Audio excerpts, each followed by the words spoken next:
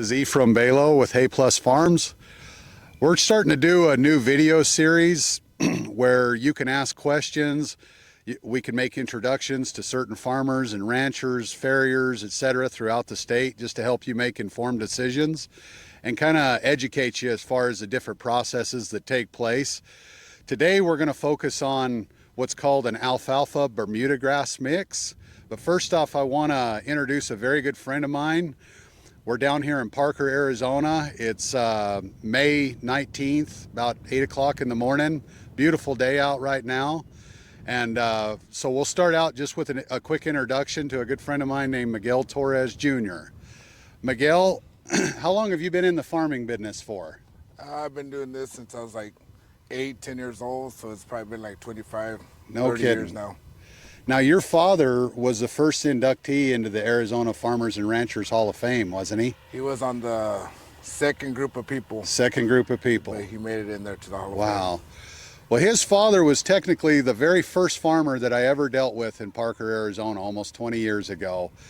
And to me, he was like Paul Bunyan. He was just a world-class man, gentle-spirited, made a great product, and he imparted a lot of those values and a lot of his knowledge to his children, one of them Miguel and his daughter Lorraine Torres.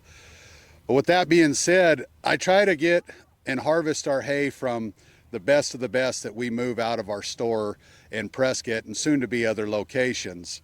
Now, Miguel, with this alfalfa and Bermuda grass mix, what differentiates it from, say, other people that have alfalfa grass mix?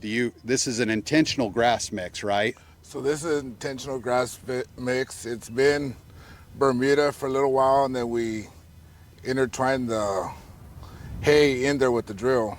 So now it's more uniform.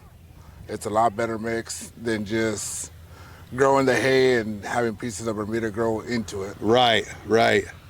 So that's the nice thing about it, is that it's intentional. So one of the things that we try to do is we try to buy it all at the same time of year, because the differences in the ratios tend to change with the heat and the climate throughout the year. Now, this time of year, what would you say the ratio is on the alfalfa Bermuda grass? I think right now at this time of year, it's probably close to a 50-50. Okay. So a 50-50 is kind of the mark that we look for, because as we get later in the year and it gets hotter, wouldn't you say the grass tends to overtake the alfalfa and grow a little faster, or how does all that work? Yes, with the grass grows faster. The more heat you got, the more the grass grows. Yes, the alfalfa shades the grass somewhat, but it still comes through. So Okay. yeah, so the beginning of the year, usually you have more hay, more alfalfa and less Bermuda. Okay. And when do you start like harvesting your first alfalfa grass mix? It's not like dairy hay where you go back into February or any of that kind of stuff, right? It's something that you kind of wait later in the spring for? Yeah, it's probably like at the end of April when you start getting your first cutting, but it's a lot more alfalfa. It might be like a 75-25. Okay. So it's still a mix, but it's just a little bit heavier on the alfalfa side. Okay. So you heard that. So in the very beginning, it's 70-75% alfalfa and 25% grass. And then as you get later in the year and it gets 120 plus degrees down here, you start getting into 80% grass and 20% alfalfa. So with all that being said, that's why we try to buy all of ours at the same time. It's just lessons that we've learned from our customer base, because they like to see both the alfalfa and the grass in their hay. And so we try to make these, anywhere from 95 to 100 pounds. Miguel's spot on whenever it comes to his bale weights. I do know, like just from talking to some of our customers, one of the best benefits about alfalfa grass is the fact that it kind of lowers the protein a little bit. And in the summertime when it gets hot, it's not quite as hard on the kidneys of some of your horses and stuff if they're stall kept and they're not out riding 20, 30, 40 miles a day on a ranch or something like that, really working that hard. So it's a great middle of the road type of hay. So if you guys want to take a little walk with us, we'll kind of show you, the differences right here. As you can see in the background, they're swathing the hay right now, but this is about as perfect a mix as you're gonna get right here, because you can see the grass in it, you can see the alfalfa in it, and the alfalfa by now, even though it hasn't been a particularly warm spring, it's definitely not as thick stemmed as it was a couple of months ago. So Miguel, would you say that the alfalfa grass mix flakes better because it's kind of interconnected?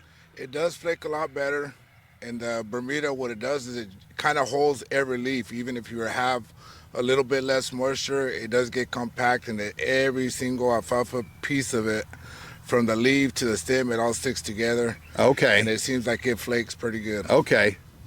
So that's definitely a beneficial asset to you as a customer, is not losing that feed when the wind is blowing or whatever the case may be. Let's say you don't have feeders and stuff like that. You can just throw a flake out there and hopefully your horse will eat up the majority of it. So, but you can tell this is a real clean field. One of the things I really look for whenever I do business with these farmers is I look for clean borders. We're not right next to a highway where there's going to be a lot of trash that people throw out the window and it gets baled up.